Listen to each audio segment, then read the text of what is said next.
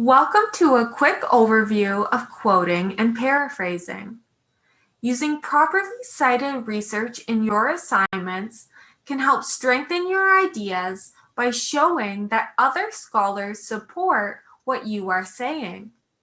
To integrate research into your assignments, you will either need to quote or paraphrase the research. Let's start by asking the question, what is quoting? Quoting is when you directly copy words from another source. We indicate that they are a direct copy using quotation marks and a citation. Here is an example of a quotation that has not been used effectively. Although this writer has tried to use quotation marks and a citation, this quotation is far too long for most papers. You could technically use special formatting called a block quotation, but it is often better to keep quotations short so that they act as supplemental evidence to your ideas rather than taking over and speaking for you.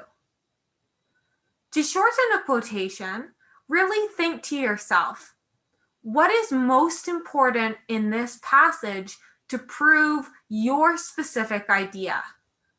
In this case, the whole first sentence could be removed because the rest of my paragraph is not exploring the methods used in the other researchers' study.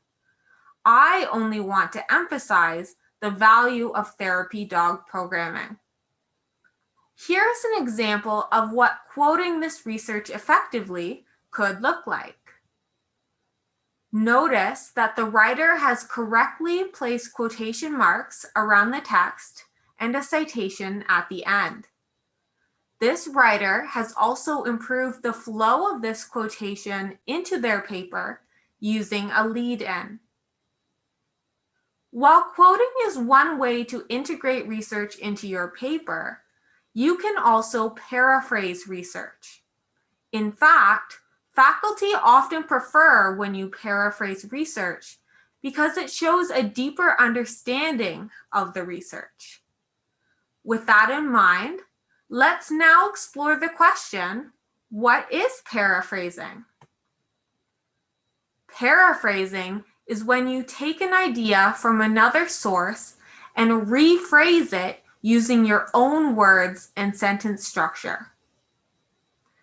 Notice that you no longer use quotation marks, but you cite the paraphrase because it is still someone else's idea.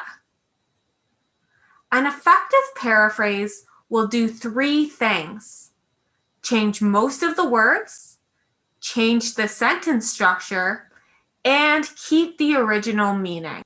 Here's an example of an ineffective paraphrase that hasn't met these goals. Firstly, I've highlighted in red the words that are still the same as the original. It looks like the writer has used some good synonyms for a couple words, but there are too many words that still match the original. Secondly, notice that the writer has used the same sentence structure as the original.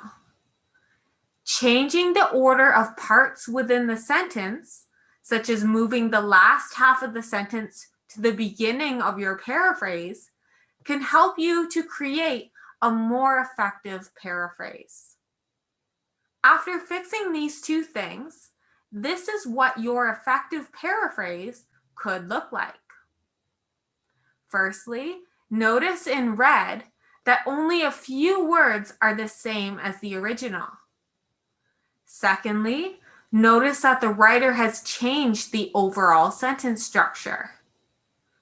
Thirdly, notice that the writer has not changed the meaning of the original. And finally, notice that the writer has included a citation at the end of the paraphrase, showing that this is research and giving credit to the original author.